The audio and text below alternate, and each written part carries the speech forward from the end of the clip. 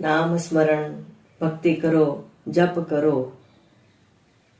જપ, ભક્તિ, ભજન કરવું કે સાંભળવું પણ ભક્તિ જ કહેવાય છે.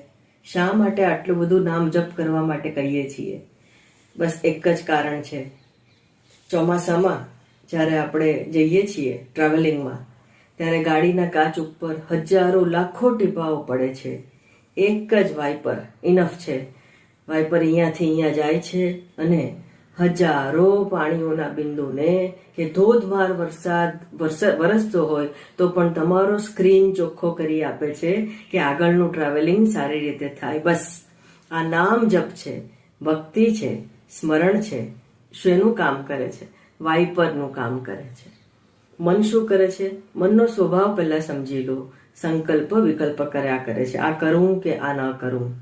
વિડંબણાઓ